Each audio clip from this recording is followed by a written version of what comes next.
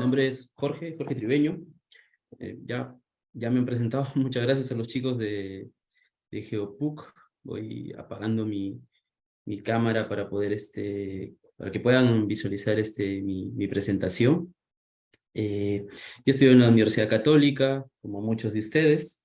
He hecho una maestría en la Universidad Politécnica de Madrid. Actualmente estoy en el área de hidrotécnica de la empresa Klon-Krippenberger, o KCB, que básicamente nos dedicamos a estudios de aguas superficiales.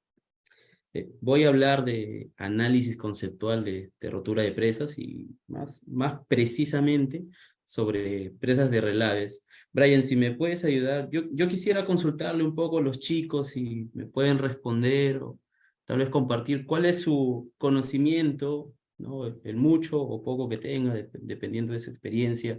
¿Qué tanto saben de presas? ¿Qué tanto saben de relaves? Porque eso lo pueden tal vez responder en el chat. Yo leerlo, tal vez eso me puede ayudar un poco para decir algunos conceptos, adelantarme o tal vez explicarlos. No sé si es posible. Sí, claro, ingeniero, está bien. Sí, por favor, que lo escriban, algo, algo rápido. Ujú. Entonces, creo que eso sería bueno para no decir cosas y que estén un poco sin entenderme. Ok, está bien, ingeniero. Sí. Ya, perfecto. Bueno, voy a al primer slide de mi presentación, ¿no? Mientras van tal vez respondiendo esto, nos hacemos una pregunta. ¿Por qué hacemos un análisis de rotura? ¿No? Entonces, ¿qué es una rotura? ¿No? Una presa es un elemento grande, ¿no? Longitudinalmente, altitudinalmente, que retiene el agua. Eso es una presa. Ahora, una presa de relaves no solo contiene agua, también contiene a los relaves. ¿Y qué son los relaves? Los relaves son la depuración de, de los minerales, ¿no? Es lo que no se utiliza de los minerales y se deposita, ¿sí? Por eso es el término depósito de relaves, ¿no? Una relavera, es eso. Una pregunta bien simple. Comenzamos esta charla así. ¿Evitamos una rotura? ¿No? ¿Cuál es la finalidad de los estudios de rotura de presa? En realidad nosotros evitamos una rotura y la respuesta es que no. Nosotros no evitamos la rotura. Y esto es algo muy sensible. Esto es algo muy sensible. ¿Y por qué? Porque no significa que nosotros cuando hacemos un estudio de rotura, no significa que nosotros creemos que la presa se puede romper. Se tiene que hacer todo el esfuerzo posible a nivel de ingeniería en todas sus etapas para que esto no ocurra. Sin embargo, tenemos que tener presente de que esto puede suceder, de cuáles son las consecuencias que pueden haber al respecto y evitarlas. Es un evento que no queremos que suceda, pero que puede suceder bajo diferentes circunstancias. ¿Y qué es lo que vamos a hacer durante ese proceso, antes de ese proceso y posterior a ese proceso? ¿No? Una consecuencia, la pueden ver acá en esta figura, ¿no? Esto ha pasado en el país de Laos, en Asia, hubo una rotura de presa y pueden ver cómo un poblado entero en el país de Laos se ha inundado. Hubo muchos afectados, hubo una mortalidad muy alta. Eso es algo que no se deseaba, pero que sucedió. Vamos a una siguiente pregunta. ¿Existe una clasificación de la consecuencia de rotura? O sea, qué tan malo, cuál es la consecuencia que se da después de este evento de rotura que nosotros no queremos que suceda? ¿Hay una clasificación? La respuesta es que sí. Depende mucho de la normativa del país, ¿no? Países como Brasil lo tiene muy adelantado, países como Canadá, países como Australia, Estados Unidos, países de Europa lo tienen muy adelantado. En nuestro caso, no, lo adaptamos de otros lados, pero ya existen normas, guías, papers, guías científicas que lo tienen muy bien establecido. ¿Ok? Vamos a hablar un poquito del análisis de riesgos, ¿sí? De lo que es un PAR, de lo que es un PLL. Un PAR es una terminología en inglés que significa Population at Risk, ¿no? Población en riesgo. PLL, que es Potential Loss of Life, ¿no? La pérdida potencial de vida. Son cosas diferentes, pero están muy asociadas cuando sucede este evento. ¿Sí? Eso es cuando sucede el evento. Y posterior a eso, ¿qué existe? Existe planes de contingencia, ¿no? ¿Qué poder hacer? ¿No? Algo que está muy generalizado a nivel mundial es el SAT, ¿no? El sistema de alerta temprana. Y ante un evento de rotura, debe haber un plan de respuestas. Quiero explicar acá un poco qué implica, por qué coloco acá que es un plan conjunto, porque no es una decisión que lo tome una persona, ¿no? Un actor, un stakeholder en particular, lo toman varios, ¿sí? Es la mina, la población, diversas entidades administrativas del país. La segunda imagen que estoy colocando acá es un evento que ha pasado el año pasado. No es algo muy lejano. Esto pasó en Sudáfrica, perdón. Esto pasó en Sudáfrica, acá donde está señalando la flecha roja. Hubo un evento de rotura, ¿no? Llovió mucho, el material no resistió, colapsó, rompió y pueden ver cómo la mancha gris ha afectado a poblaciones. Y esto ha continuado por varios cientos de kilómetros, ¿no? Con consecuencias no solo a la vida humana, sino también a los ríos y las especies que estas contienen. Brian, ¿tienes la respuesta de lo que te había consultado antes? Bueno, sí, me ha consultado en el chat, no mencionó que tiene poco conocimiento. Ok, ok, está bien. Voy a tratar de detallar un poco algunas palabras técnicas que podemos tener en este mundo de lo que son las presas de relaves. Eh, ¿Qué son los flujos hiperconcentrados? Un ejemplo de esto puede ser lo que ha pasado en los últimos días en nuestro país por este conocido ya ciclón Yaku, ¿no? Los flujos hiperconcentrados. Un ejemplo de ello son los huaicos. ¿Qué son los flujos hiperconcentrados? Son agua más sedimentos, ¿ok? Pero en diferente porcentaje. Existe una concentración de volumen. Fijémonos en esta tablita, ¿sí? En esta tablita nos dice concentración por volumen y concentración por peso. No hay diferencia, solo es la conversión de uno a otro valor. Nos podemos guiar un rato en la de volumen, ¿sí? Cuando hay una concentración de volumen, ¿no? Es decir, por ejemplo, un metro cúbico de agua que yo selecciono, si menos del 20% es sedimentos, yo le digo que este es flujo de agua, ¿sí? Este flujo de agua, ¿no? Acá tenemos otra tablita que nos dice lo mismo, ¿no? Si tiene menos de 20%, es flujo de agua o un flujo llamado newtoniano, en que no están actuando fuerzas viscosas, ¿sí? Es un líquido, tal cual. El flujo hiperconcentrado ocurre cuando este valor de volumen del 20% aumenta, va del 20 al 47, ¿sí? Aumenta, se convierte en algo llamado mud flood y puede convertirse en un mud flow. ¿Qué es el mud flow? Es una avenida de lodos.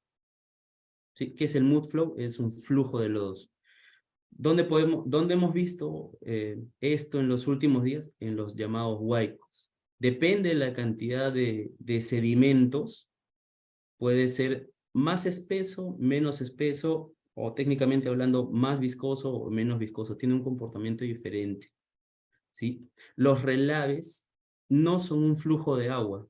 Su concentración volumétrica supera el 20%. Entonces, deja de ser un fluido newtoniano y se convierte en uno newtoniano. Ahora, me dirán, ¿qué sigue de este valor, no? Si yo tengo más sedimentos en volumen o en peso, ¿en qué se convierte? Se convierte en un flujo de escombros. ¿Y qué es un flujo de escombros? Es un fluido que tiene tanto sedimento que no se mueve a la velocidad ni de un fluido newtoniano, ¿no? Como el agua, ni de un fluido como el mud fluid o el mud flow. ¿Sí? Se estanca muy rápido. La, la velocidad es muy lenta. Lo que pasa en la realidad con los relaves es que están en este rango habitualmente. Pueden estar un poco más. Normalmente, o casi nunca, están en el rango de ser un flujo tipo agua. ¿Ok? Me acerco a esta imagen un momento. Esta manchita de rojo la he colocado justo en el rango que la concentración de volumen o de peso, ¿sí? Está en el rango de lo que es un flujo hiperconcentrado de relaves, ¿sí? Por debajo, ¿no? Por debajo está lo que llamamos el water flow o el flujo de agua, ¿sí? No sé si se podrá apreciar bien esta imagen, pero es líquido, ¿sí? Es un transporte líquido, ¿ok? Pero cuando ya pasamos a un flujo hiperconcentrado, que es tipo avenida o flujo de lodos, se convierte en estos dos, ¿sí?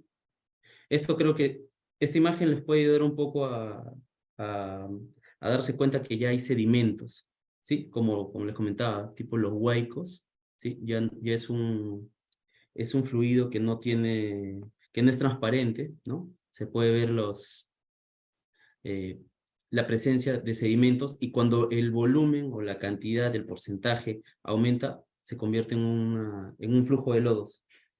Ya no tiene un comportamiento acuoso, tiene una mayor presencia de viscosidad en su comportamiento. Finalmente, y que no llega a esa configuración los relaves, es el flujo de lodo, perdón, el flujo de escombros. ¿Sí? No puedo acercar más, pero acá donde está la manito es donde está la rotura de la presa y se puede ver cómo avanza poco. ¿Sí? Es tanto el contenido de sedimentos, de relaves, que no avanza, ¿sí? Su tiempo es muy lento, su desplazamiento es muy corto en distancia, muy diferente a lo que es la avenida o flujo de lodos, ¿no? Que suelen ser más peligrosos justamente por eso, porque llegan a mayores distancias y tienen mayores velocidades. Les quiero compartir un video. Esto ha pasado en Canadá. ¿Me comentan si se puede ver? ¿Sí? Sí, Este se es logra ver. perfecto. Este es un evento de rotura. Acá se puede ver cómo está la presa rota en este lado. Es un vuelo que se hizo en helicóptero después de que hubo una rotura de presa en Canadá, en la Columbia Británica el año 2014, en la presa Montgomery. Esto tuvo consecuencias ambientales muy graves. Se puede ver que no es un flujo de agua, ¿no? Estos ya son los remanentes, por eso se ve un poquito más líquido, pero cuando hubo la rotura esto era más lodoso, no es agua. Acá se puede ver la escala de cómo una máquina de línea amarilla es tan pequeña frente a la altura y el ancho de la presa que se ha roto, ¿sí? Rompió.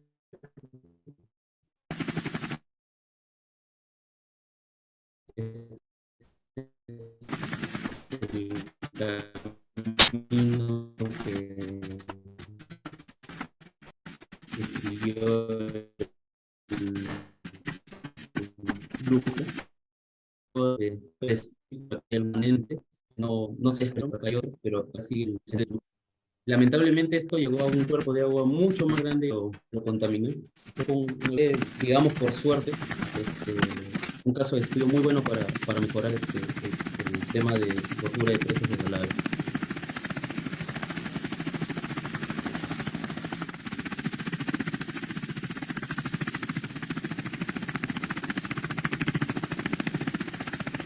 Acá podemos ver cómo quedó los lodos, ¿no? Acá había bosque y simplemente lo sepultó. Estos son los remanentes.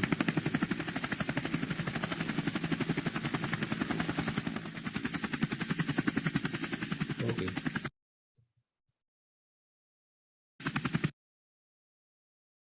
Vamos a hablar un poco de la rotura de presa de agua. Como les comenté, había presas de agua, ¿no? Y presas de relave, ¿no? Las presas de relave contienen, además del agua, a los relaves. Nos fijamos un momento en esta imagen. Esta es una presa que solo contiene agua. ¿Qué es la presa? Es un cuerpo muy grande, ¿sí? Este es el perfil. Este es el perfil del terreno y contiene agua. Sí, su función es esa, contener el agua. No tiene nada más. ¿Qué pasa cuando esta presa se rompe? Después de la rotura, hay un flujo de baja concentración, ¿sí? Pero que tiene dos cosas. El material de la presa, sea cual sea, en este caso es una presa de tierra, y agua, ¿sí? Va desde la parte más alta de la presa, hasta su base, sin llegar a la cimentación, ¿sí? Desde la parte más alta hasta la parte más baja, y conduce todo eso. Agua y el material de la presa. No lleva nada más. ¿Llevaría sedimentos? Sí, pero son muy pocos, ¿no? No llegaría tanto a la concentración para hacer un flujo hiperconcentrado.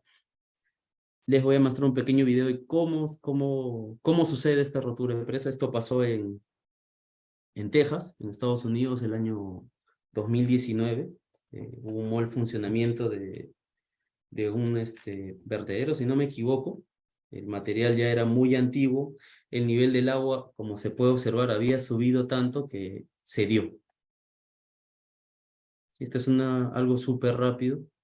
Están grabando las cámaras, ¿no? El nivel del agua está ya llegando a la corona y se desprende. Y miren la velocidad del líquido, ¿no? Es agua, una concentración menor al 20%. Simplemente se dio y comienza a salir, ¿no? Comienza a salir justo como lo muestra esta imagen, ¿no? El material que contiene más el agua, ¿sí? Esa es una presa, esa es una rotura de presas de agua. Como les comenté, no tiene nada más que líquido. Sin embargo, hay un cambio, hay una diferencia con, con las presas de relave, que normalmente suelen ser de dos materiales, o de tierra o de rockfill, ¿sí?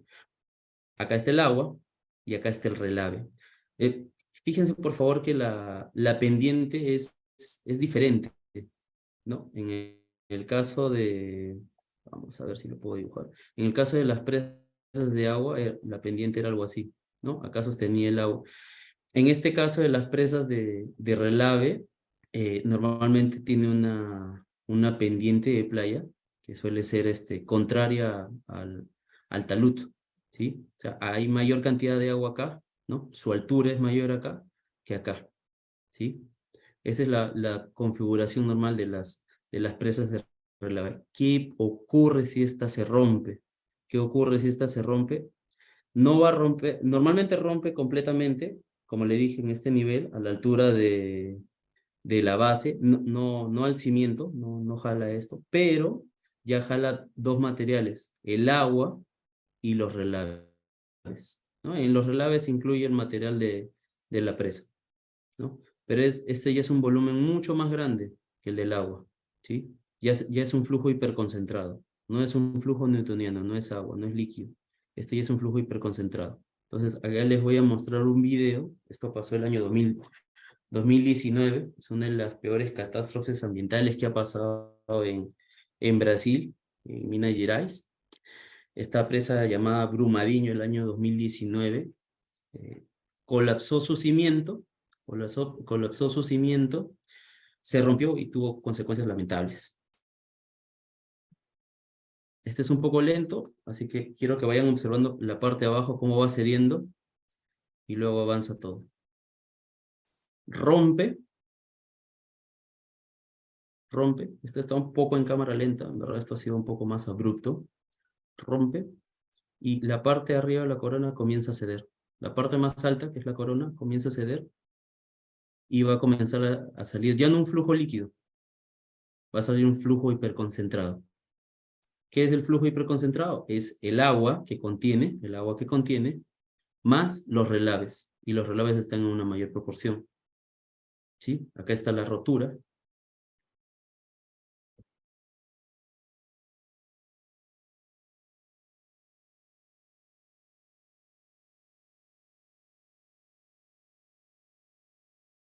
Y en unos segundos vamos a ver cómo continúa el avance de este flujo hacia aguas abajo.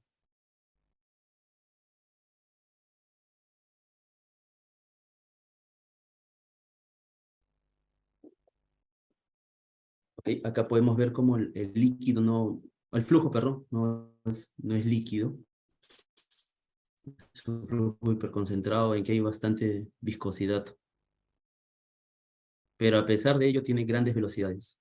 Y a diferencia de los líquidos, tiene un poco de mayor altura, ¿no? Acá hay un par de vehículos, una línea férrea y son personas afectadas por este evento. Es una de las mayores catástrofes ambientales en Brasil, como les había comentado en los últimos años, por el tema de una rotura de presa.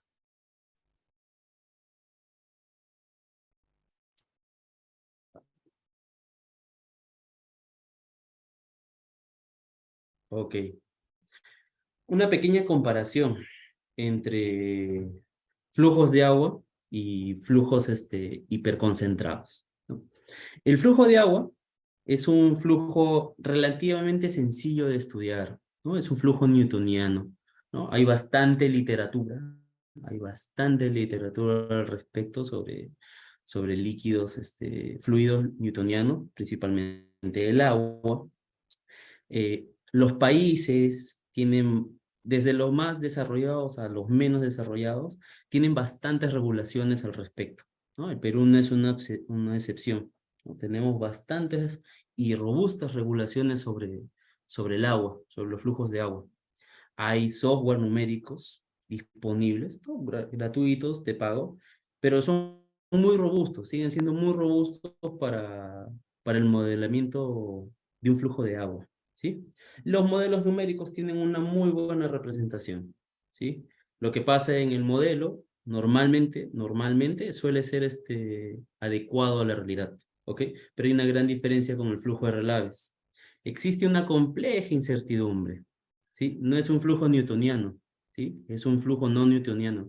Se siguen haciendo investigaciones al respecto. No hay una norma completa, no hay una guía precisa aún sobre esto. Hay mucha incertidumbre al respecto. No sabemos mucho sobre la consolidación de relaves. Hay que hacer bastantes ensayos en campo. Hay que ver cómo se comporta esto siempre. La reología, ¿no? Que es el estudio del movimiento de los relaves, de los sedimentos, no podemos confiar completamente en esto, ¿sí? No podemos confiar completamente en esto. Algo muy importante es el volumen de relave que va a fluir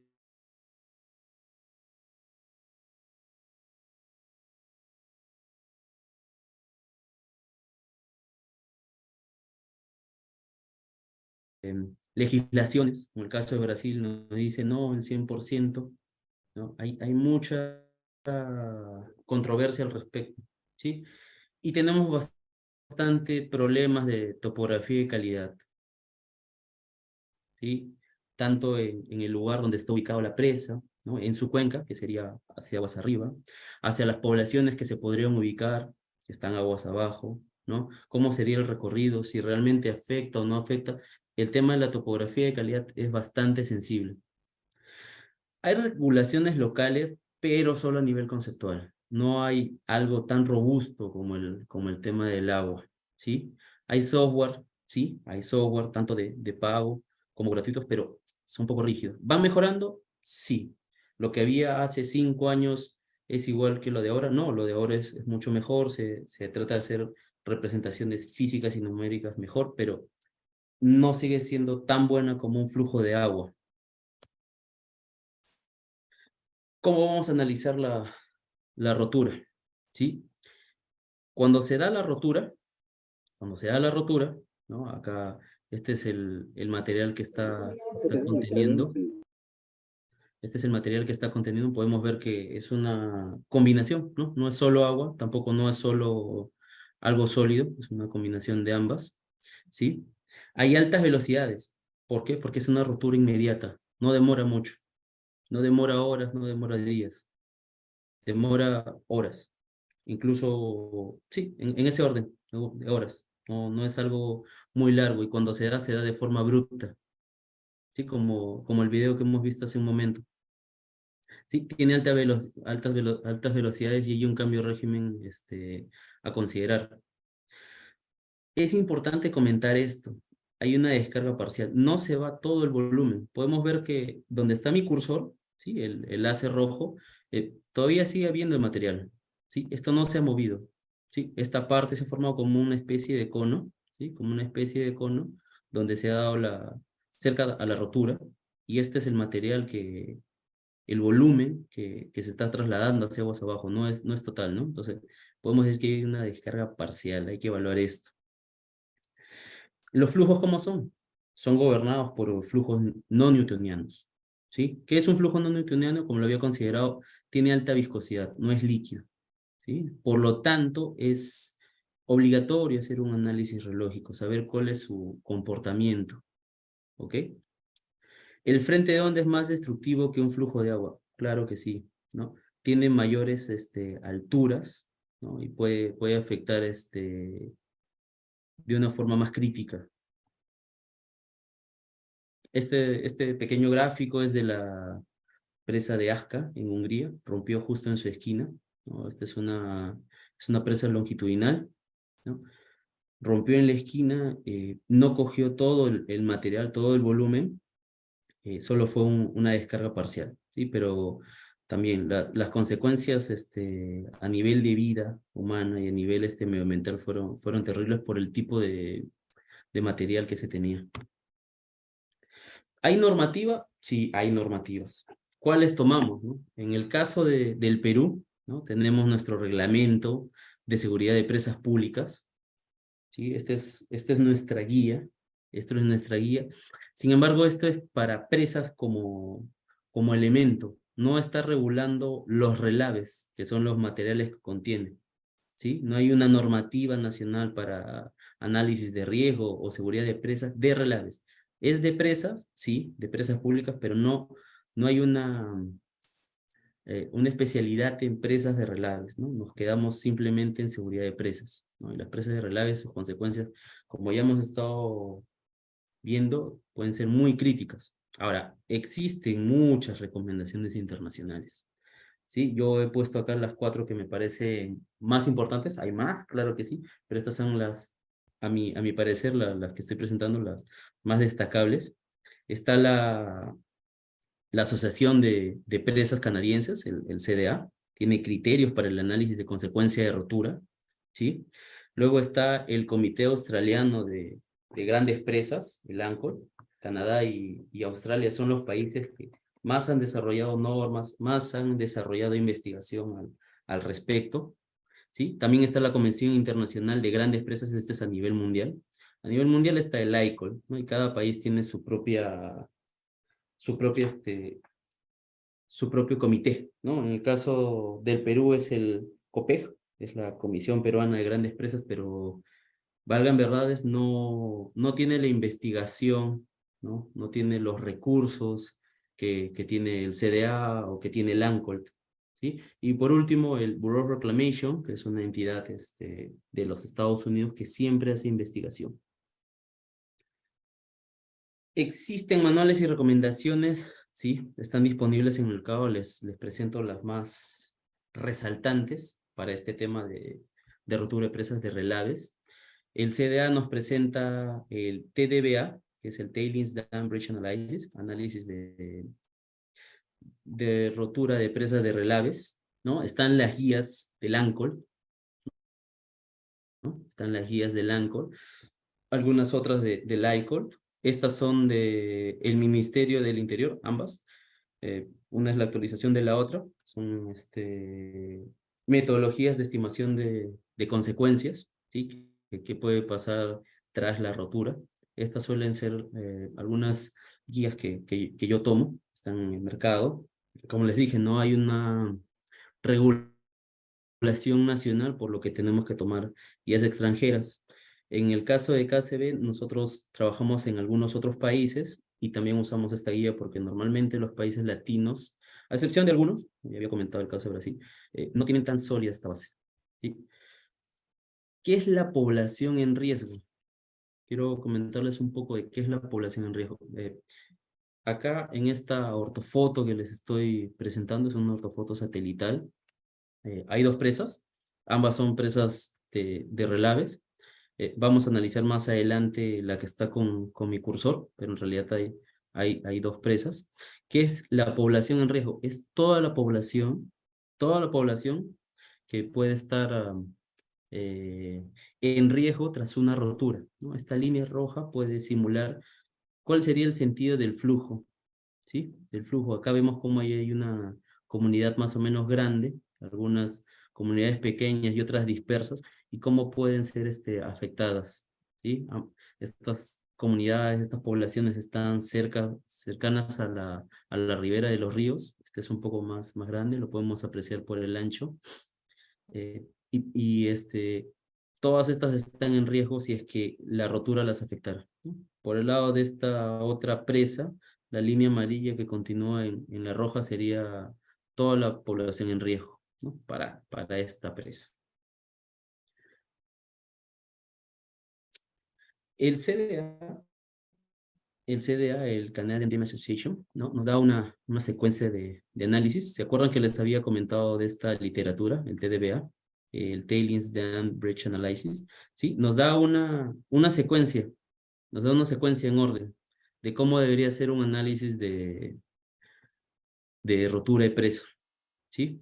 Entonces, lo primero que hacemos es decir nuestros objetivos, ¿sí? Nuestro objetivo y el alcance, ¿no? Que sería ver cuál sería la cantidad de personas afectadas, cómo se va a dar la rotura, hacer un análisis preliminar, ¿no? Ahorita estamos dando muchas hipótesis. No tenemos pruebas, solo estamos dando hipótesis. El segundo paso es uno de los más importantes. Es uno de los más importantes porque es la revisión de información previa que tenemos. Algunos de estos no vamos a tener, pero es muy importante tenerlos, ¿sí?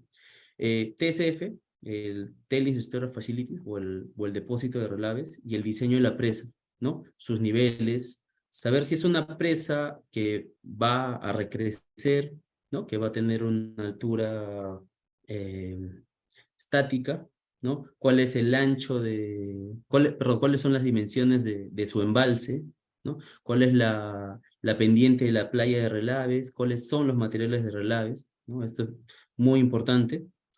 Las operaciones y condiciones de sitio, ¿no? Todo relacionado a la presa y los materiales. Las características del relave, ¿sí? A esto hay que ir haciéndole un check, ¿no? ¿Qué tenemos cuando estamos haciendo esta evaluación? Si lo tenemos o no. Hay que hacer investigaciones, ¿sí? A nivel de campo y de laboratorio. Esto nos va a decir bastante cómo se comporta el material. Y a partir de ello vamos a prever cómo se puede comportar ante un evento de rotura, ¿sí? Hay que evaluar la liquefacción. ¿Qué es la liquefacción? Es cuando el terreno pierde resistencia al corte. Se comporta como un líquido, ¿no? Es como si no hubiera drenaje. Y esto afecta, en el caso de una rotura, a cómo va a fluir hacia aguas abajo tanto el agua más relave juntos, ¿sí? Algo que les había con gráfica de buena calidad. Y como estamos hablando de un fluido que obviamente contiene agua, tenemos que tener data hidrológica, ¿sí? Cuando hacemos nuestra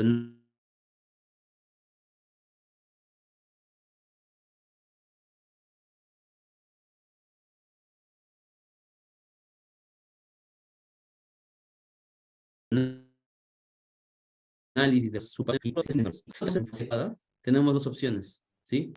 Colectar información, ¿no? Hacer estudios, hacer análisis, informarnos, preguntar, etcétera, o hacer asunciones, ¿sí? Asumir cosas, lo cual no es tan bueno, es mejor tener información, ¿ok? ¿No? Volvemos al mismo paso 2, tenemos que volver a hacer un check y ver si la información que tenemos, nos puede faltar uno tal vez, es adecuada, ¿ok? Luego está el paso 3. Esto les voy a comentar un poco más adelante. ¿Qué son los modos de falla? Uno son los modos de falla y otra cosa son los escenarios de falla. Son cosas independientes, pero que se juntan al momento de hacer el análisis de rotura, ¿sí? Los modos y los escenarios son muy importantes, ¿sí? Son cosas independientes, pero que sirven en el análisis de rotura. Luego sigue la caracterización de los relaves, ¿sí? La caracterización de los relaves y un estudio de hidrología, ¿sí? Un estudio de hidrología. También un poco más adelante vamos a ver esto. Análisis hidrológico, esto es a nivel de la zona. Hay que hacer un estudio de hidrología de la zona. Y continuamos haciendo los casos del TDBA, ¿no? ¿Qué tipo de caso es? Voy a retroceder un par de slides y les voy a mostrar dónde está eso.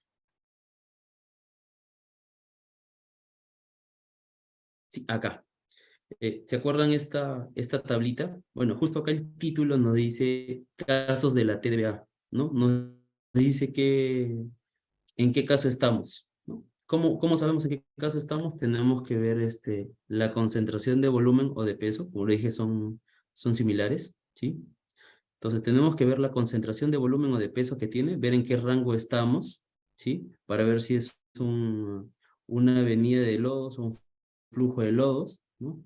Para saber en qué rango está y catalogarlo, ¿no? Si es caso 1, 1B, ¿no? 2, 2A, 2B, ¿sí? Normalmente no es 2B porque como les había comentado, el 2B ya es un flujo de escombros. Normalmente está entre el 1A, 1B y 2A, ¿sí? Pero es ver este límite. Vuelvo acá.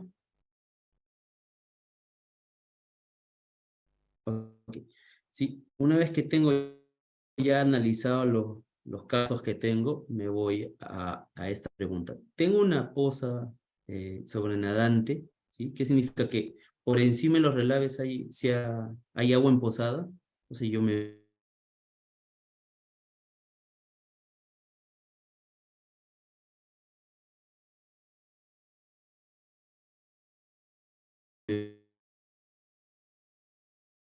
voy a responder sí. Completamente no está este caso el 2B porque nos dice que no hay ni poza ni hay relaves licuables, lo que significa que va a ser un flujo de escombros, ¿no? No va a ser un flujo hiperconcentrado. Normalmente está acá, ¿no? Caso 1A, caso 1B y caso 2A, ¿no?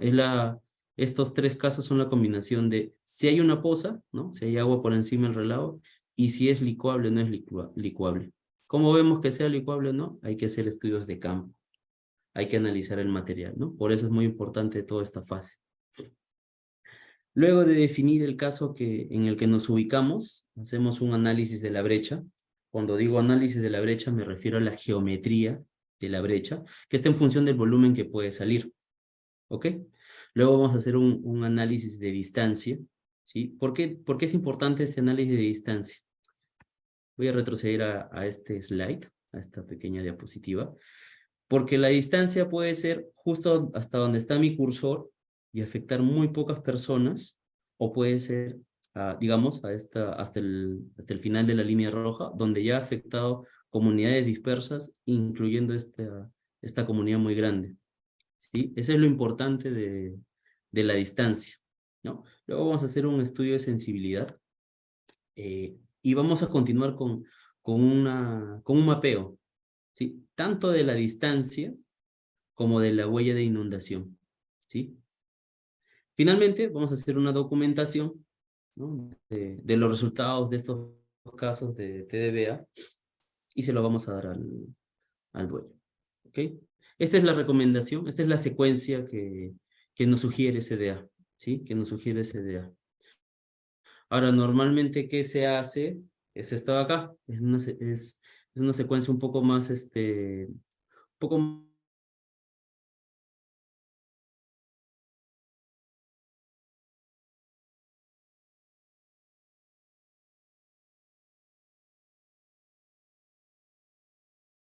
más real cuando la Comisión Australiana de Grandes Presas, ¿no? También tenemos instituciones peruanas, como es la Autoridad Nacional del Agua, ¿no? El Ministerio de Medio Ambiente, el Ministerio de Agricultura, etcétera. No, tenemos que hacer una revisión de toda nuestra información antecedente. Algo muy importante, que es muy sensible, es la estimación volumétrica, ¿no? ¿Cuánto volumen de relave sale? ¿Cuánto de volumen combinado con agua sale? ¿No? Hay algunas formulaciones de algunos autores muy reconocidos, ¿no? McDonald, Frelich o Rico, nos dan ya bastantes acercamientos a eso. Una caracterización reológica, ¿no? ¿Cómo va a salir el flujo, ¿no? O sea, ¿cuál será su velocidad, ¿no? ¿Cómo será su esfuerzo, su viscosidad, etcétera? Una vez más, en un momento les voy a hablar de los escenarios, ¿no? Los escenarios de análisis y los modos de falla creíbles. Estimación de la brecha, ¿no? Su geometría y el hidrograma, que es el caudal en el tiempo, cómo va a salir tras la rotura, ¿no? Es algo muy abrupto. Como habíamos visto ese videíto de la presa de Brumadinho, es una rotura rápida, violenta, y el flujo no sale de forma lenta, sale eh, muy violento también, ¿no? Luego, teniendo todos estos pasos, ¿no? De la 6 a la 1 ya desarrollados, hacemos un modelamiento hidráulico, ¿sí? Agarramos un programa y le vamos a dar todos estos insumos. Le vamos a dar todos estos insumos, ¿no? ¿Cuál es la geometría de la brecha? ¿Cómo es el hidrograma? La caracterización reológica, el volumen, etcétera, y vamos a hacer el modelamiento hidráulico. ¿Cómo? Como un flujo no newtoniano, ¿sí? O sea, no es agua, ¿ok? Es un flujo hiperconcentrado. Esto quiero destacarlo cada vez que pueda, porque no estamos modelando agua, ¿sí? No es un río, es un flujo hiperconcentrado.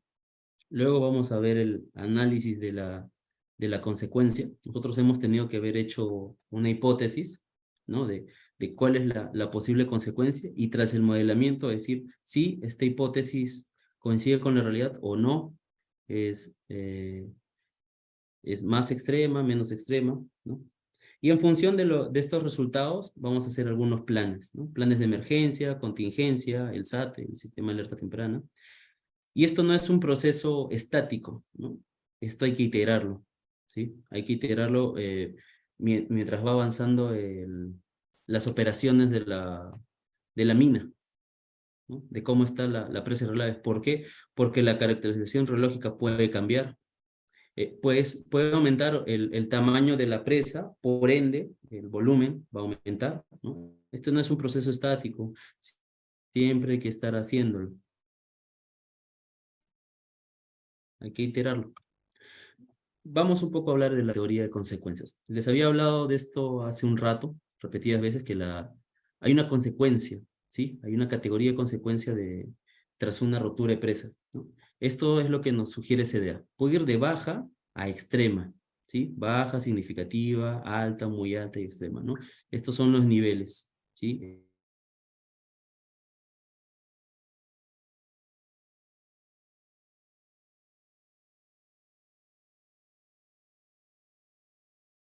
Estos son los niveles, ¿ya? Si aguas abajo, vamos a ver acá. Si aguas abajo, ¿no? Esta es nuestra presa de análisis. Si aguas abajo de esta presa, ¿no?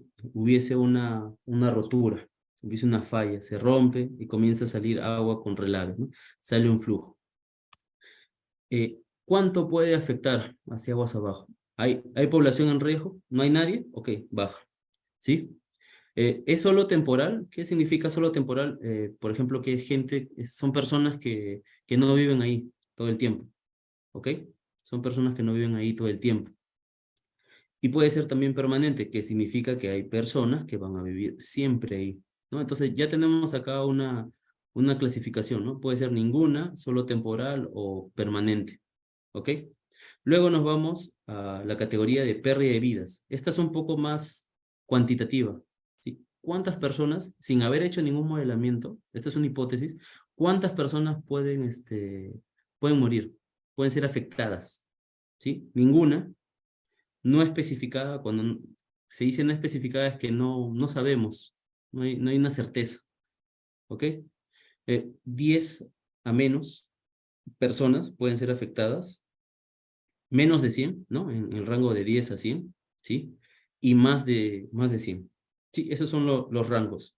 Esto lo voy a hacer una descripción un poco rápido, ¿no? Los valores ambientales y culturales también van de baja a extrema. Tiene que ver un poco con los plazos, tiene que ver un poco con la cantidad, con el estudio que se ha hecho, si va a haber una gran pérdida, si va a haber una pérdida significativa o no, ¿sí? En el caso de infraestructura y economía tiene que ver con cuánta pérdida en infraestructura, en transporte público, infraestructura comercial y en qué grado sería esto, ¿ok? Yo les voy a presentar un pequeño ejemplo, ¿no? Este es un ejemplo que se hizo para una presa X, ¿no? Entonces, cuando analizamos la población en riesgo, había gente, ¿no? Entonces, decimos, es permanente, es población en riesgo permanente, porque aguas abajo hay residentes de forma permanente, viven ahí, ¿no? Entonces, la consecuencia que puede ser alta, muy alta o extrema, ¿ok? En cuanto a pérdida de vidas, se hizo un censo, ¿no? Se supera la cantidad de 100 personas, entonces CDA nos dice que si hay más de 100 personas que pueden ser afectadas, nosotros vamos a decir que es una consecuencia extrema, ¿ok? A nivel de valores culturales y ambientales y de infraestructura no teníamos un conocimiento tal, no hubo un detalle, un buen detalle, ¿no? Por ejemplo, en valores ambientales y culturales, el rango es de significativo muy alta, ¿no? En el caso de infraestructura y economía, se consideró simplemente alta por lo que hay viviendas, pero sin un detalle, sin un censo mayor, ¿ok? Entonces nosotros tenemos para cada característica, ¿sí? Para cada una de estas cuatro, tenemos ya una denominación, ¿no? Ya una consecuencia. Y siempre se elige la de mayor criticidad, ¿sí? La más crítica. Entonces, según CDA, ¿cuál es la más crítica de estas tres? De alta, muy alta y extrema, extrema, ¿no? Acá tenemos, en pérdida de vidas tenemos extrema, por lo tanto, nosotros vamos a tener una categoría de consecuencia extrema, ¿no? ¿Y por qué usamos o a qué se debe esta extrema? ¿Qué podemos hacer con esta categoría de consecuencia extrema? Podemos clasificarla, ¿no? Ya la tenemos clasificada, perdón, pero podemos asociarla a un periodo de retorno, ¿sí?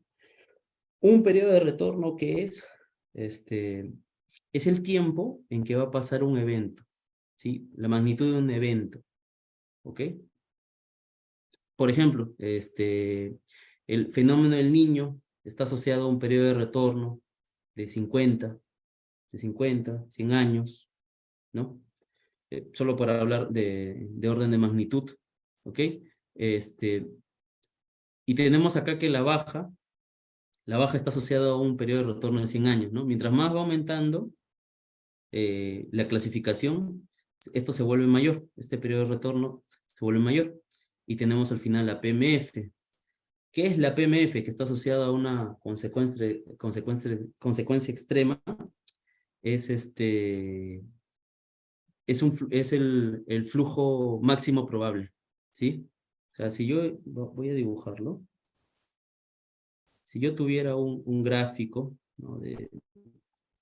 de periodo de retorno, ¿no? Este es el tiempo, ¿no? Periodo de retorno y precipitación, que esté en milímetros, ¿sí? Cuando son pocos años esto va así, ¿no? Así. Entonces la PMF es cuando esto llega a su valor máximo, ¿no? Entonces sería como dibujarle su asíntota, ¿no? No va a haber, o sea, en un caso extremo no va a haber lluvia infinita, ¿no? Sino va a haber un momento en que esto se va a ir al tope, ¿no? Entonces, la mayor precipitación probable que está asociada a la mayor avenida, ese es nuestro valor de PMF, ¿sí? Ok, vamos a continuar. Ahora, tenemos la estimación del volumen, ¿sí? Este es un paper que hizo Rico, ¿no? El señor Rico, una investigación. Le quiero acercar un poco, ¿no? Estos son los nombres de las presas, ¿sí? Estos son los nombres de las presas. Eh, esta fila es el año de su rotura, ¿no? 1978, 74. Este es un registro histórico, ¿sí? El tipo de presa está acá abajo, ¿no? Puede ser de materiales sueltos, puede ser de concreto, ¿sí? Obviamente que las de concreto y las de materiales sueltos ya tienen subtipologías, ¿no? Acá nos dice la altura, ¿ok? Acá ya vamos un poco más yendo a la geometría, ¿sí? La altura de la presa. Que en el caso de presas relaves, se asume que la altura total es la que va a romper, ¿no? No va a ser una altura parcial, sino completa, ¿sí? Y acá tenemos el volumen de salida, por 10 a la 6 metros cúbicos, ¿sí? ¿Cuánto volumen ha salido? ¿Sí? Luego tenemos otra fila, que es la de la distancia, ¿ok? Entonces, nos vamos a concentrar en esta, ¿sí? En la de la altura, y nos vamos a este gráfico. Nos vamos a este gráfico. ¿Qué nos dice? Que en función de nuestro volumen, ¿sí? En función de nuestro volumen total, va a ser el volumen de salida. ¿Ok? O sea, ¿cómo sería esto? Más o menos así. Vamos a ver. O sea, yo tengo, voy a dibujar un rato por acá, ¿sí? Yo tengo acá mi presa, ¿sí? Esta es mi presa. Acá están mis relaves, ¿no? Acá está el agua, ¿no? Y si se rompiera toda la presa, yo diría, mi volumen total, que es el agua, ¿sí? Más el relave, lo puedo dibujar en esta, lo puedo colocar en esta línea horizontal, en este eje horizontal, ¿no? Corto esta ecuación, ¿no? La ecuación propuesta por Rico, y ya tengo el volumen de salida, ¿sí? Pero ojo, esta es una recomendación, este es un análisis científico que hizo el señor Rico con casos históricos. Puede depender bastante de la legislación, ¿ok? En algunos países no aceptan el volumen de Rico. En Perú sí lo hacemos porque no tenemos una legislación, no tenemos una gran investigación al respecto, pero hay otros países en que no aceptan esta pequeña formulación, que es aproximadamente el 35% del volumen total, tanto de relaves como de agua, ¿sí? Hay algunos países que dicen que es un poco más, ¿no? Algunos países más con normas más rígidas dicen que es el 100%, lo cual es bastante, ¿no? Acá estamos considerando casi el 35% únicamente. Eso comparado con el 100% es bastante volumen. Pero esta es una forma de calcular el volumen que va a ser liberado, ¿sí? Les recomiendo bastante esta lectura del señor Rico para análisis de rotura de presas, que tiene bastante información detallada. A ver, vamos a continuar. Esto les quería comentar hace un buen rato. Sería bueno saber qué es una caracterización reológica, ¿no? La caracterización reológica va de la mano, valga la redundancia, de un reograma, ¿sí? Este gráfico de acá es una representación del laboratorio que se ha realizado. Estos puntitos, ¿no? Son la relación entre la velocidad de deformación, ¿sí? ¿Sí? Esta es la velocidad de deformación con el esfuerzo cortante al material, ¿sí? Se hace esta gráfica, ¿ok? Y se obtienen estos valores. De esta ecuación que se va a generar, se obtienen estos valores, ¿sí? Se tiene el esfuerzo de excedencia, que sería acá donde corta, y que sería este valor de 74, y la pendiente sería la viscosidad dinámica, ¿ok?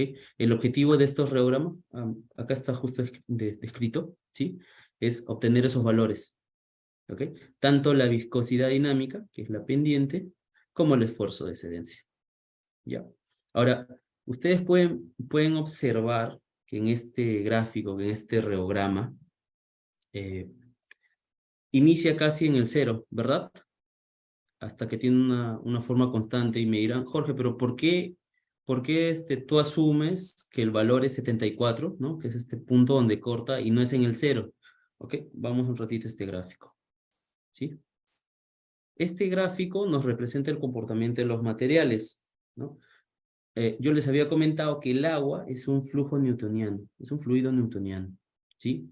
No tiene un esfuerzo al inicio, ¿ok? Entonces lineal, ¿sí? Si tú presionas tu mano sobre el agua, ¿no?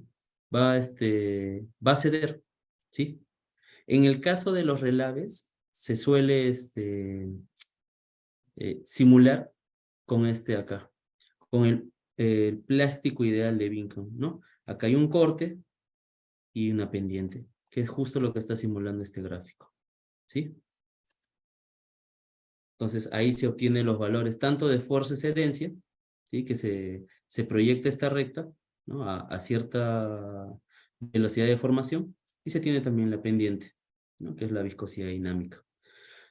Esto es un estudio que se hace en laboratorio, ¿sí? Se sacan muestras y se hace un reograma, ¿no? A este gráfico se le llama reograma de flujo hiperconcentrado, ¿sí? Es una caracterización de un flujo no newtoniano, ¿sí? Porque no es un líquido, ¿sí? Entonces, se usa el fluido de Bingham, que es el que les había explicado acá, y el flujo de O'Brien o Joule, ¿sí? Normalmente es el de Bingham. ¿Okay? Ahora, les había comentado que les iba a hablar sobre tanto los escenarios, ¿no? Los escenarios de análisis y los modos de falla. Acá los voy a escribir. Tenemos en los escenarios dos tipos. Es el día soleado y es el día lluvioso.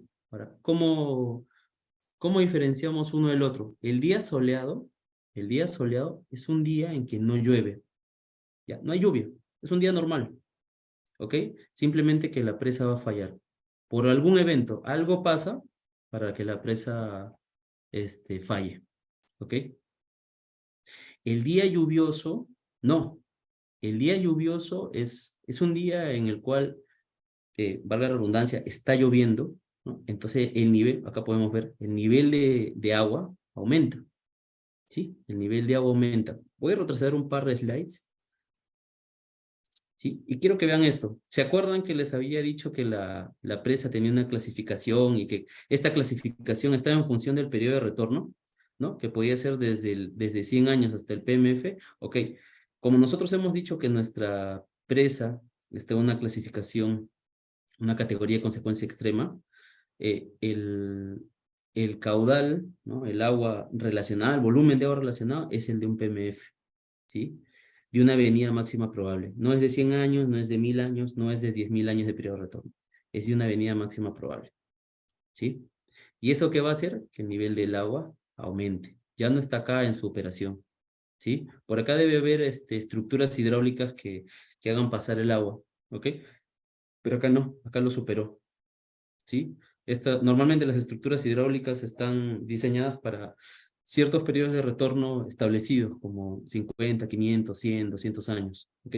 Y una PMF naturalmente lo va a superar, ¿sí? Esa es la diferencia entre escenario de día soleado y día lluvioso. Ojo, es solo que está lloviendo o que no está lloviendo.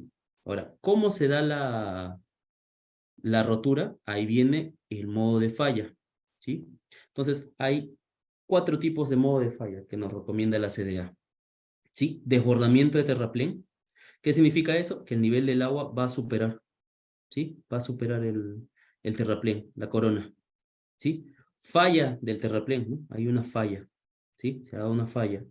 Falla en la cimentación, ¿no? En la parte más baja. Falla en la cimentación. Ese video que vimos de Brasil, de Brumadinho, vimos como la parte de abajo estaba fallando. Y la última es degradación, ¿sí? Degradación del terraplén. Ahora, hay condiciones iniciales, ¿sí? Condiciones iniciales. Una es inundación, ¿no? El agua, ha llovido, ¿no? Por ejemplo, ha llovido, el agua ha aumentado, entonces se ha inundado. Puede haber piping, ¿no? Es un efecto que se da en el cuerpo de presa, ¿sí? No tiene que estar lloviendo. Puede haber filtración de agua, ¿sí? Puede haber falla en el talud, un sismo, un terremoto. Estamos en el Perú, estamos en un país sísmico, eso es un evento que se puede dar. Hay una pérdida de tensión en la cimentación y puede haber erosión. Entonces, ¿cómo definimos nuestra falla? ¿Cómo definimos nuestra falla? Es juntando los modos de falla con las condiciones iniciales. Es decir, yo hago esto con esto, esto con esto, esto con esto, y así sucesivamente. Y luego voy al segundo. Y falla de terraplén se va a ir con inundación, con tubificación, etcétera. ¿Sí? Entonces, ahí hay un concepto que se llama modo de falla creíble. ¿sí? Es creíble que haya desbordamiento de terraplén cuando hay inundación. Sí, tiene relación, ¿no? Se desborda porque hay una inundación, pero se desborda porque hay tubificación, porque hay erosión. Eso es poco creíble. El desbordamiento estaría relacionado con la inundación. Y así cada uno lo podemos combinar con este, pero haciendo un análisis hidrotécnico, ¿no? De hidrología, de geotecnia, viendo que esto sea creíble, ¿no? No podemos inventarnos una combinación que no sea realista con las condiciones del terreno, de reología, de topografía, de hidrología, ¿sí? Y una recomendación que nos da CDA, no solo CDA, muchos manuales también, nos dice que no puede haber combinemos muchas fallas, ¿sí? No podemos exagerar un evento. Por ejemplo, ¿cuál podría ser una exageración, no? Que justo un día que llueve, ¿sí? Un día que llueve, que hay una inundación, justo ese día hay un sismo, ¿sí? Y justo ya el material estaba malo, entonces hay una pérdida de tensión en la cimentación. ¿Sí? No podemos hacer una combinación, ¿sí? Son independientes, solo es uno, ¿no? Tenemos que limitar la combinación entre modo de falla y condiciones iniciales, ¿sí? No se puede tomar muchas cosas críticas, ¿ok?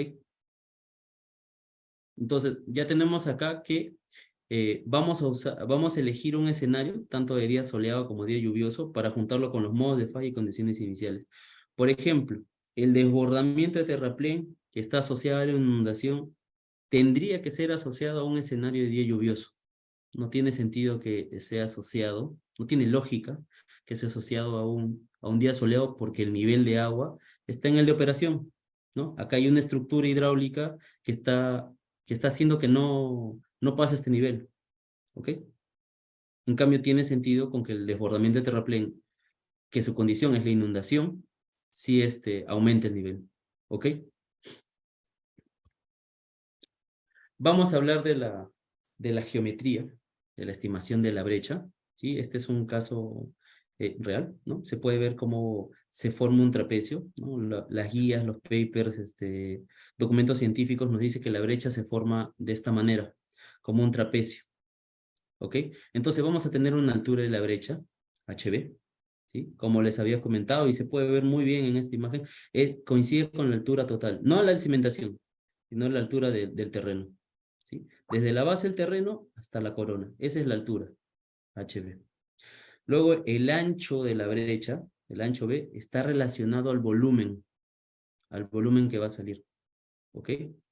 Al igual que la pendiente, ¿sí? La pendiente. Este trapecio se va a hacer en función del volumen que sale, ¿ya? Y justo habíamos visto el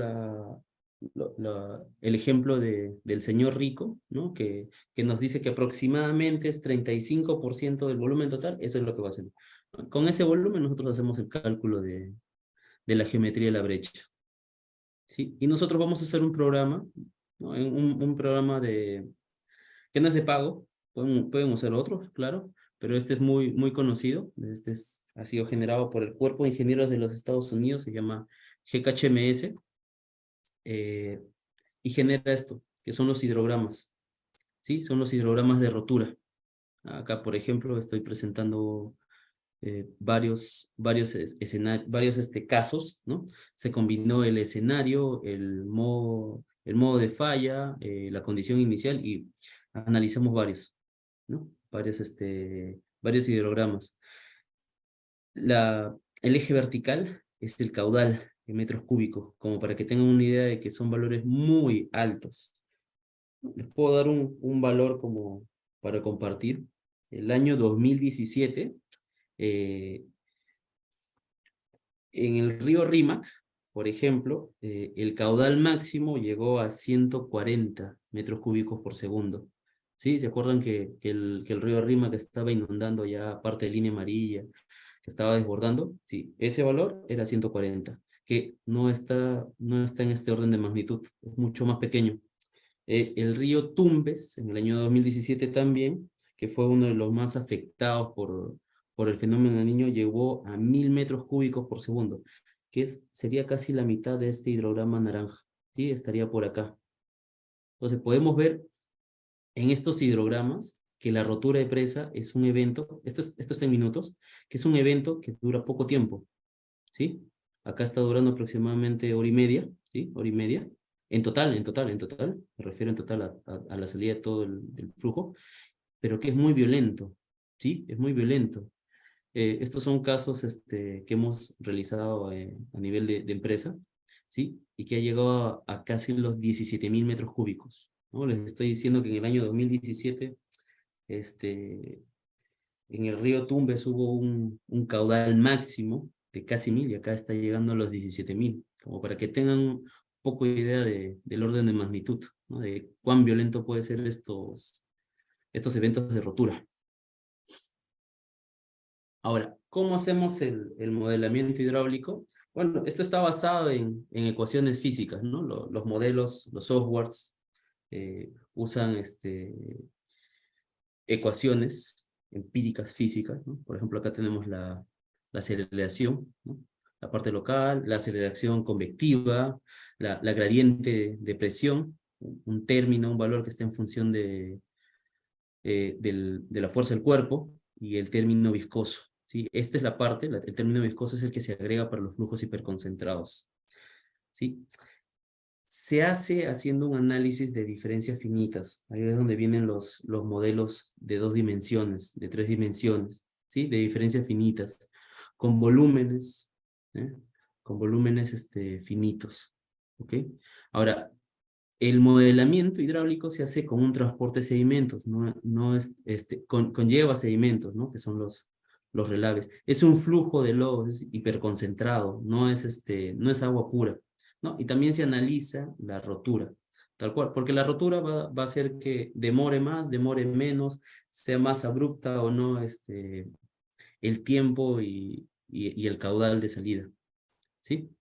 Y aparte, muchos de estos elementos pueden integrar algunos elementos, como puentes, como alcantarillas. Ahora, me preguntarán, ¿y qué tan importante es eh, modelar los puentes o las alcantarillas? Es bastante importante porque si estamos analizando, por ejemplo, un río y hay un puente, podemos ver si por el esfuerzo, ¿no? Por la tensión que se da, destruiría o no ese puente. Si la alcantarilla, digamos que es muy grande, es robusta para el paso de agua, normalmente, si la alcantarilla soporta el flujo o no, ¿sí? Y estos son unos ejemplos de programas. En el caso de los software libres, tenemos el IBER, ¿no? Es un programa de modelamiento 2D, uno ampliamente conocido, tal vez en la universidad lo han aprendido o lo vayan a aprender en su momento, es el GECRAS, es un programa también del cuerpo de ingenieros de los Estados Unidos, que ha sacado una extensión llamada RASMAPper y hace un análisis eh, de sedimentos, de flujos hiperconcentrados, de rotura de presa, ¿no? Es un modelamiento 2D de volúmenes finitos. Y luego hay algunas herramientas más fuertes, más potentes, como es el caso del Flow 2D. Como curiosidad, les diré que el creador de este software, ¿no? La familia de los creadores de software, son quienes han hecho mayores investigaciones sobre el tema de sedimentos y más sobre flujos hiperconcentrados. ¿Ok?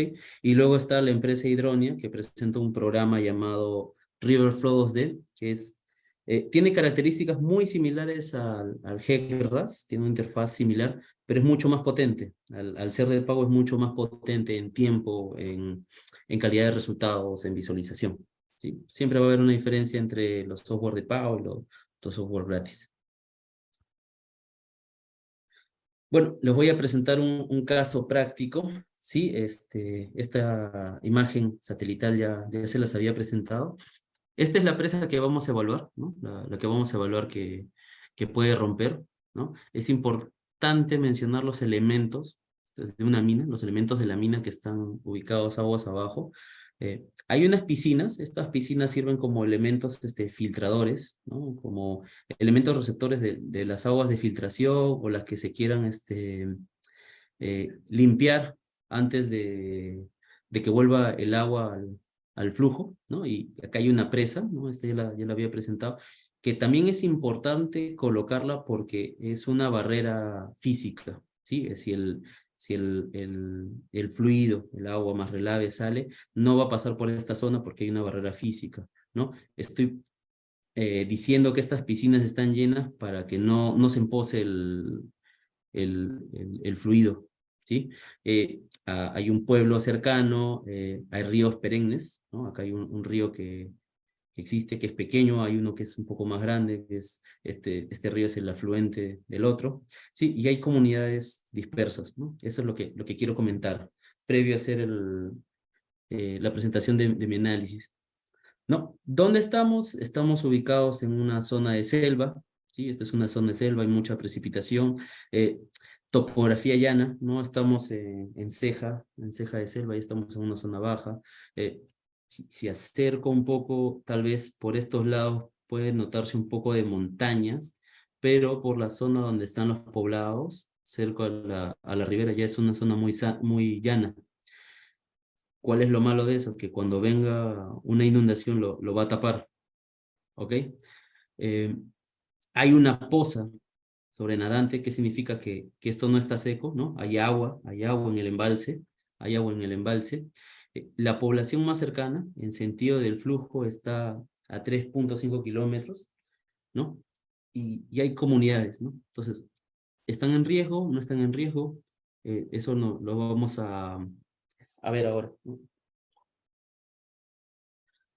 Bueno, les comento un poco de cómo se evaluó este caso, ¿no? Que el flujo que salió fue casi 25 millones de metros cúbicos, ¿sí? O sea, casi 25 por 10 a la 6 metros cúbicos fue el volumen que fue liberado que se simuló, que se liberó de esa presa cuando hubo la posible rotura. ¿Sí? Es un escenario de día lluvioso, ¿sí? Es un día que ha llovido, está relacionado a la PMP, que es la precipitación máxima probable, ¿sí? Su lluvia, ¿no? Fue de casi 200 milímetros en 24 horas, ¿ok? ¿Cuál fue el modo de falla? Overtopping, ¿sí? Overtopping o eh, que, que, que, que cubre el terraplén, ¿no? Que cubre la corona, y la condición inicial fue la avenida, ¿no? Entonces acá tenemos la combinación de tanto el escenario, del modo de falla y la condición inicial, lo que nos da el modo creíble, ¿verdad? Y este gráfico es el hidrograma, es el comportamiento del caudal en el tiempo, ¿sí? Que llega a un pico de casi 17,000 metros cúbicos, ¿ok? Entonces nosotros hemos hecho ya un análisis de la concentración volumétrica o de peso, ¿sí? Nos sale en este rango, que no es un mud flood, ¿no? No es una avenida de lodo, sino está casi en el orden de flujo de lodos, ¿sí? En función de eso ya sacamos la geometría de la brecha, ¿sí? Y acá les voy a presentar un video de cómo se hizo esa rotura. En la parte baja está la presa, ¿sí? La que vamos a romper, ¿ok? Estas piscinas que les había comentado ya están inundadas, ¿sí? Ya están inundadas. El río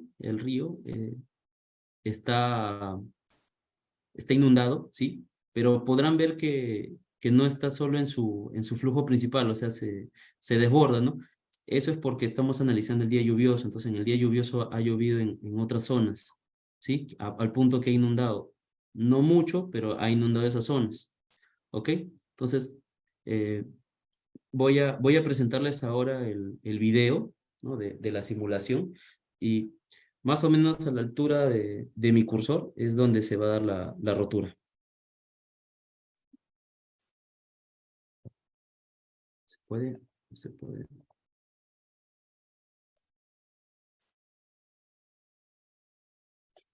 Mm, No sé si puedo. Ok, ahora sí puedo. Ya, voy a comenzar a analizar. Por favor, vean la parte de abajo y acá comienza a ver la rotura. Al inicio es un volumen chico porque recién se está dando la rotura y luego va a salir una masa mucho mayor de agua. Y si se fijan un poco, a la derecha está la leyenda de los calados, ¿no? De las profundidades, ¿no? Se va a poder ver acá ya cómo lo está llenando.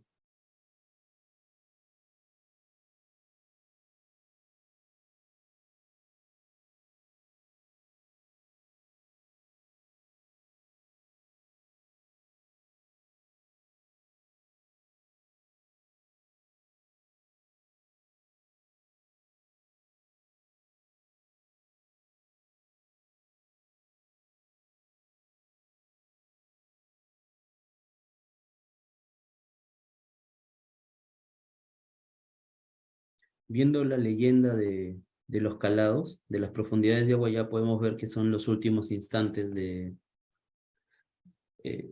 en que está la rotura, ofreciéndole un flujo, ¿no? Ya se ha inundado, ¿sí? Ya se ha inundado más.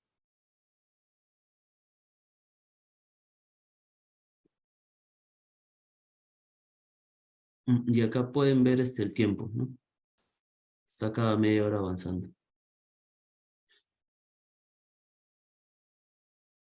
Perdón, cada medio minuto. Cada medio minuto es el step time del programa.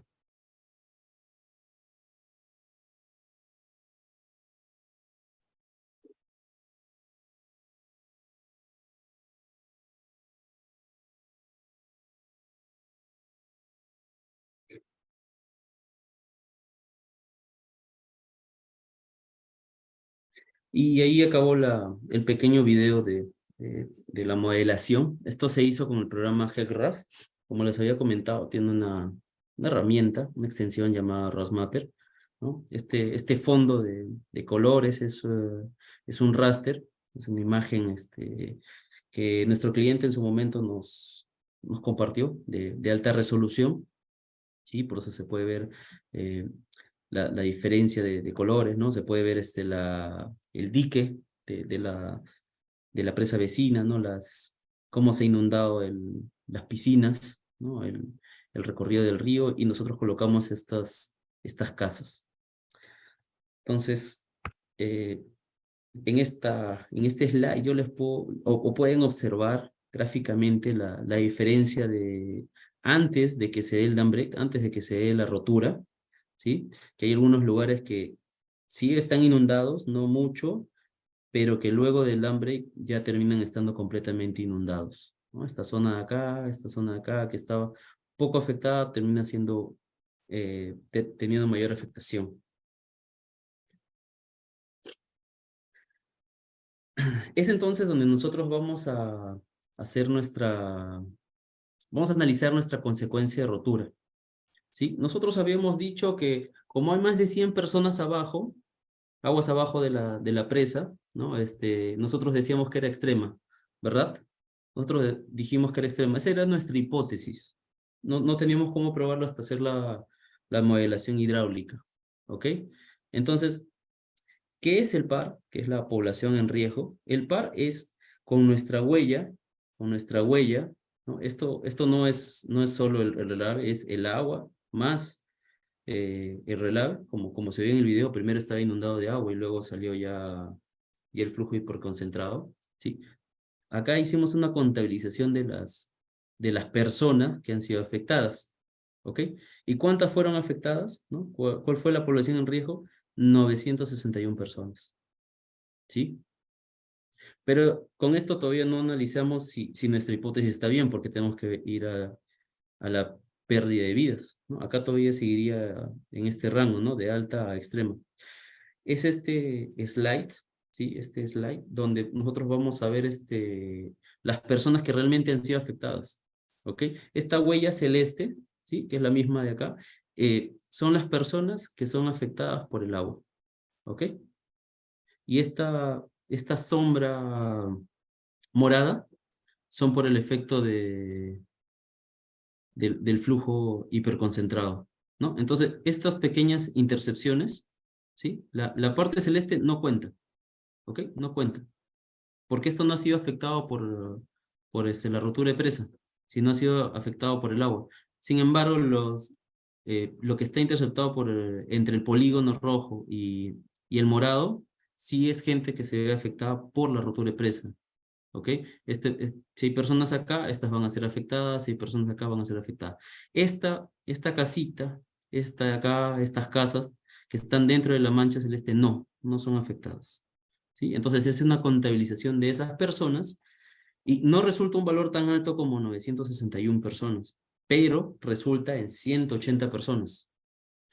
Entonces, siguiendo la guía del CDA, si es mayor a 100 personas, entra a la categoría de consecuencia extrema. Entonces nuestra hipótesis estaba bien. Si fuese menos, ya no es extrema, sino pasa a ser muy alta. Algunas reflexiones. Ya terminando esta presentación, muchas gracias por haberme escuchado. Siempre tenemos que tener una data, una información actualizada. ¿Como cuál? La topografía. Mientras la tengamos de mejor calidad y lo más actualizado posible, nos va a dar buenos resultados, ¿no? Puede ser que los diques hayan crecido, que hayan más obras diferentes, se haya puesto un puente, una estructura de drenaje, etcétera. Eso puede cambiar la respuesta de algún modelo. Eh, Puede parecer poco importante, pero la verdad es que pesa bastante al momento de hacer el modelamiento hidráulico, los censos, ¿sí? ¿Cuántas personas realmente se ubican aguas abajo de la ubicación de la presa? ¿Sí? Si alguien nos da una información del 2015, ¿será la misma que el año 2020? ¿No? ¿Será la misma que hay en la actualidad? ¿Habrá habido un movimiento demográfico importante? No lo sabemos. Por eso es importante siempre tener una actualización de los censos. Estudios básicos, ¿sí? Principalmente hidrología. Tener estudios hidrológicos actualizados. Mientras mayor información actualizada tengamos, esta va a ser más rica, nos va a dar nos va a dar un comportamiento más real de la zona, ¿no? Para hacer un modelamiento hidrológico. Luego de la rotura, ¿no? De la rotura hay que proponer, siempre hay que proponer un plan de emergencia, ¿sí? El plan de emergencia, ¿qué se puede hacer, ¿no? Post la falla, ¿sí? Hay que hacer siempre un plan de emergencia para que no haya para que se tenga el menor, la menor cantidad de pérdidas, ¿no? A nivel económico, ambiental, vida humana, cultural, etcétera. Y algo que yo suelo agregar, ¿no? A veces no se toma mucho en cuenta, pero yo lo suelo agregar es integrar condiciones de cambio climático, ¿no? En unos años las condiciones hidrológicas pueden ser más extremas o al contrario, ¿no? Hay menos agua, ¿no? Esto puede influenciar bastante, ¿no? Si hay menos agua, la rotura puede hacer como hay menos agua, en el río me refiero, hay menos población afectada solo por la inundación. Entonces, el dam break, la rotura, afectaría más personas, ¿no? Si los caudales son mayores, eh, las catástrofes, por ejemplo, a nivel económico, podrían ser mayores, ¿no? Me parece adecuado siempre agregarle condicionantes de cambio climático. No sé si ha sido mucho tiempo. Muchas gracias por su atención. Brian, no sé si estás por ahí. Gracias por haberme escuchado en este tiempo. Y si tienen alguna pregunta, alguna duda, siéntanse en toda la libertad de poder hacerla. Sí, buenas, ingeniero. Sí, hay varias preguntas que han dejado en el chat y también mediante el formulario. Hay un momento les estaré diciendo así en voz alta. Un momento. A ver. Gracias. De la participante número 1 dice, ¿cómo se puede calcular la extensión de ese flujo? Llegaría... ya. ¿Hay algún software que modele el evento de dam break?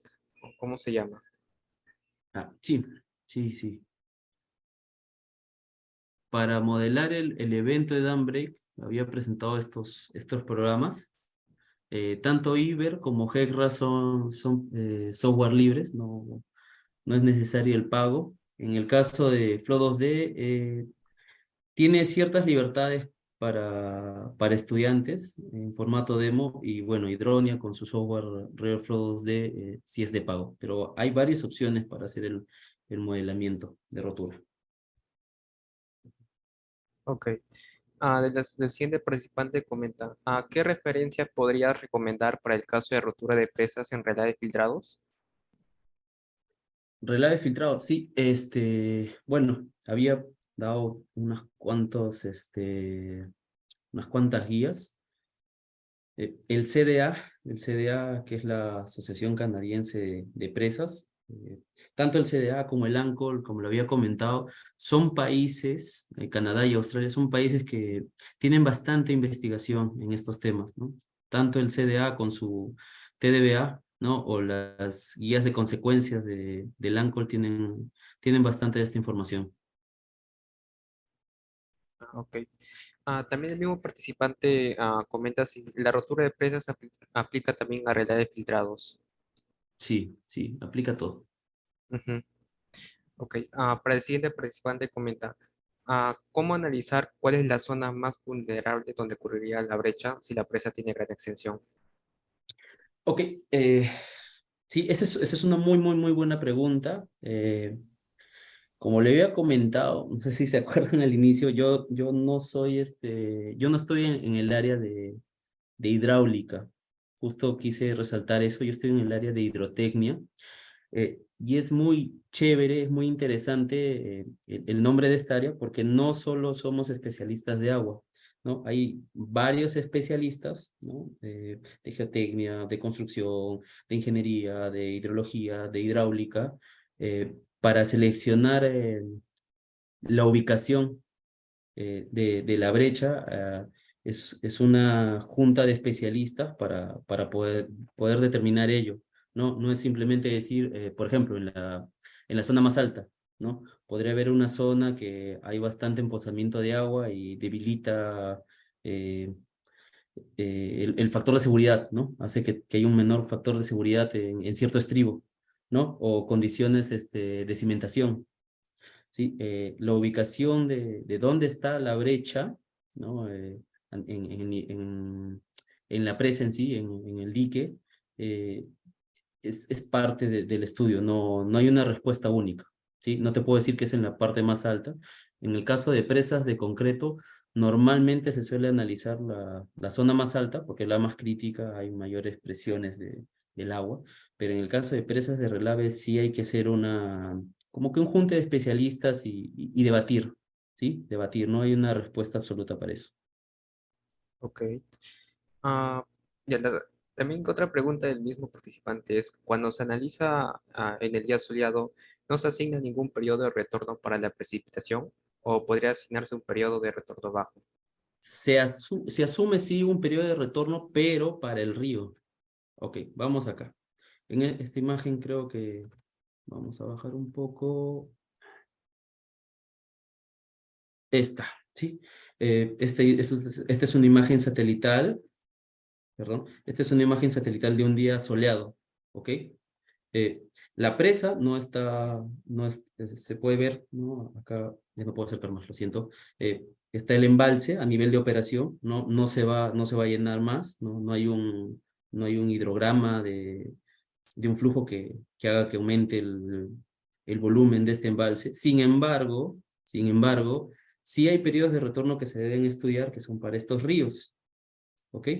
Estos ríos que son perennes, que no hay una activación de cuencas, no hay algo que aumente el nivel de estos ríos, pero estos ríos son perennes. ¿Qué significa perenne? Que están activos todo el año. Hay un autor español, me he olvidado el nombre, creo que es Martín, y su libro es Hidráulica de Ríos, que nos recomienda, sí, un periodo bajo para estos flujos, ¿sí? Que es de 2 años. Él recomienda de 2 a 5 y normalmente se toma el valor de 2 años. Otra pregunta es, ¿la metodología mostrada para la geometría de la brecha también es aplicable para presas de relaves construidas por el método aguas arriba? Sí, sí, sí. Es aplicada para todos. Solo quiero dejar el comentario adicional que ya en muchos países no se está, no se tiene ya no costumbre, sino ya las regulaciones nacionales ya no permiten que haya recrecimientos ni central ni hacia aguas arriba, justamente por la inestabilidad que el material sobre el relave puede generar. Es más, el video de la presa de Mont Poli que mostré de Canadá justamente era una presa en recrecimiento hacia aguas arriba.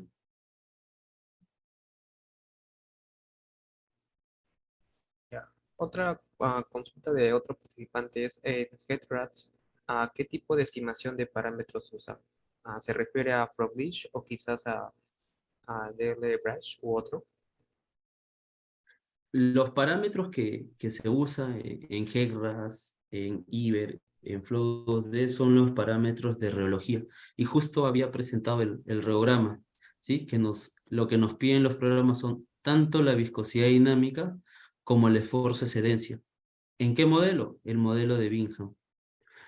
Hay otros flujos hiperconcentrados, por ejemplo, cuando se hace modelación de Huaycos, donde no se hace estudios de reogramas, y justamente O'Brien o Julian presentan algunos manuales, algunas estimaciones, pero son para flujos hiperconcentrados que no tienen estudios reológicos. En el caso de las presas de relaves, es tan sensible este tema que es, por decirlo así, casi una obligación hacer un reograma, ¿no? Caracterizar mejor el comportamiento del, del comportamiento de la velocidad de formación en función del esfuerzo cortante, ¿sí? El modelo que se usa en GECRAS es el de Bingham. Otra pregunta es, en el hidrograma de falla o rotura, ¿cómo determinar Ujú. el tiempo pico donde se genera el caudal pico? También, ¿qué consideraciones se debe tener? Depende del modo de falla. Sí, sí, depende bastante del modo de falla y del escenario. Si tenemos un escenario de día lluvioso, va a haber mayor cantidad de volumen, ¿no? En esta imagen, la de la izquierda, la del día soleado, tenemos un volumen de relaves, ¿no? Acá también tenemos volumen de relaves, pero el nivel de agua, ¿no? Va a ser diferente, acá hay mucho más. Perdón, en el de día lluvioso hay mucho más, entonces sí, va a variar en el hidrograma. ¿Cuál fue la primera pregunta? Solo respondí la segunda, creo. La primera pregunta es, en el hidrograma de falla o rotura, ¿cómo determinar el tiempo pico donde se genera el caudal pico? Existen formulaciones, parece que es de Frelich, que está en función de la geometría de la brecha, ¿no? Nosotros tenemos esta geometría de brecha, la geometría, este valor de n, que es la pendiente o el ancho bajo, se hace en función del volumen, ¿no? Con el volumen que va a salir, ¿sí? Hacemos el cálculo de esta geometría, ¿no?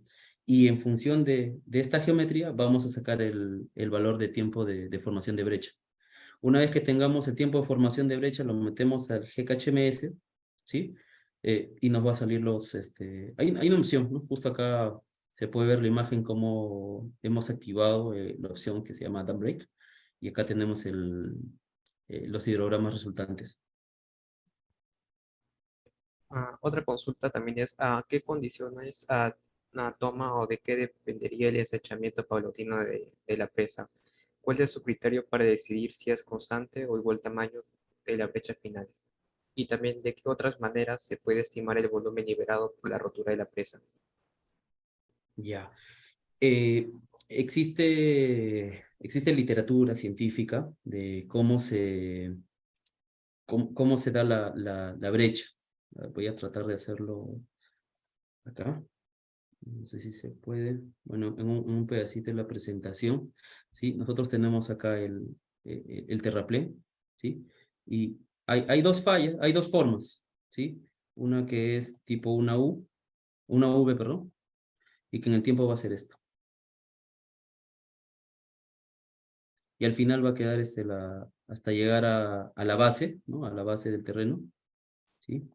Hay otra que es tipo una U, un poco más, siempre teniendo la pendiente, pero con una pequeña base, ¿no? Hasta llegar a la base, valga la redundancia, y tener su pendiente. Esos son los tipos de formación. Ahora, históricamente, es esta de acá la que más se ha visto, la que es como una V, ¿ya?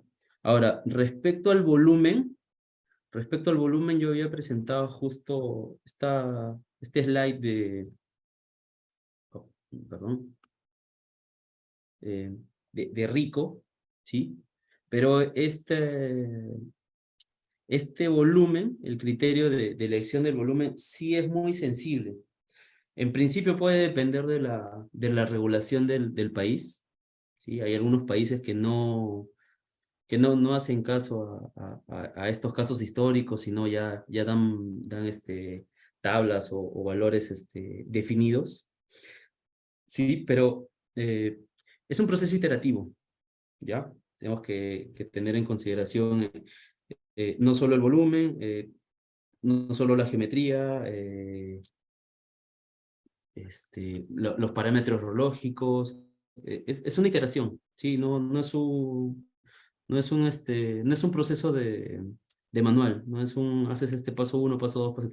Es bastante iterativo, es bastante lógico, a veces los volúmenes pueden ser reales o no irreales, por eso reitero un poco esto de la necesidad de varios especialistas, ¿sí? Un especialista te puede dar en su experiencia otra noción diferente a la de geotecnia o a la hidráulica, tal vez alguien de construcción puede decir, por los materiales, la formación puede darse así, puede darse así, pero este es un valor teórico, ¿sí? Esta es una formulación teórica, ¿no? Hay valores que están por encima y valores que están por debajo de esta línea de tendencia. Ajá. Otra pregunta de otro participante es, ¿qué aspectos del diseño de las presas de relave son los que más atención requieren con respecto a las presas de agua? Las presas, el material. Bueno, hay que hacer una caracterización siempre del material, ¿no? No podemos decir que todas las presas de relaves tienen las mismas características, porque como había dicho al principio, el relave no es más que el residuo, ¿sí? El residuo del mineral en estado bruto, ¿sí? Es que tú agarras digamos, un kilo de un mineral cualquiera, entonces tú no vas a sacar medio kilo o, o 800 gramos, ¿no? Sacas una pequeña parte que la aprovechas y el residuo es el relave, ¿no? Que se deposita justamente en estos depósitos de relave, ¿no? Depende bastante de sus características. Otra pregunta más sería, ¿qué similitud se tendría que modelar la rotura de presas con el modelamiento de flujo de Waiko en una quebrada? Am, bueno, como había comentado, lo que pasa es que una mina por lo que implica, ¿no? Porque es una construcción hecha por el hombre, necesita mucha ocultación, ¿sí? Mucho seguimiento. Entonces, parte de ese seguimiento es hacer el estudio de la caracterización de los relaves, de estos sedimentos, ¿no? Como los reogramas, ¿no? Como hacer perforaciones, hacer calicatas, hacerlo continuamente, ¿no? Una recomendación muy importante es siempre hacer estudios a los relaves constantemente, ¿sí? Porque las operaciones no son estáticas, ¿no? Lo que pasa hoy día no va a ser la propiedad del material que tiene de acá a un mes, incluso tal vez de un par de semanas, si estamos en una empresa de recrecimiento. En el caso de Huaycos, es un poco más complicado ver una quebrada y hacerle un estudio tan, vamos a decirlo, particular, ¿no? No te puedes ir a una quebrada inactiva, ¿no? Como lo que pasaba hace unos días, ¿no? No te puedes ir a una quebrada inactiva y decir, yo sé las propiedades de este material. Lo que se puede hacer para el análisis de Huayco, por ejemplo, que también es un análisis, es un modelamiento de flujo hiperconcentrado, es ver algunas recomendaciones de O'Brien, de Julien, que caracterizan en función de la granulometría cómo se puede comportar, ¿sí? En función de la granulometría, del valor de concentración volumétrica, se pueden modelar los flujos hiperconcentrados de Huayco, porque los Huaicos son activaciones puntuales, ¿no? Por eso se llama activación, porque no son ríos perennes, no se dan todo el año, se dan en un momento en que la precipitación dura mucho y es muy intensa, lo cual desprende en una cuenca joven, erosiona y lleva estos sedimentos, convirtiéndolo en un flujo hiperconcentrado, como lo son los huaicos. Otra pregunta es, ¿en Perú existe normativa que regule la rotura de presas de relave? ¿Todas las presas de relave deben tener análisis de rotura? ¿Cuál es la exigencia del MINEM? A ver, me la dices una por una, por favor. Ok, ok. ¿En Perú existe normativa que regule la rotura de presas de relave? Tal cual no. Existen los lineamientos internacionales y les puedo contar como curiosidad que incluso en un país vecino como lo es el Ecuador, que vamos a decir que entre comillas tiene la regulación, pero si leemos la regulación dice hacer tal cosa, como lo dice la guía del CDA, ¿no? Es más o menos lo que pasa acá. La siguiente pregunta es, ¿todas las presas de relave deben tener análisis de rotura?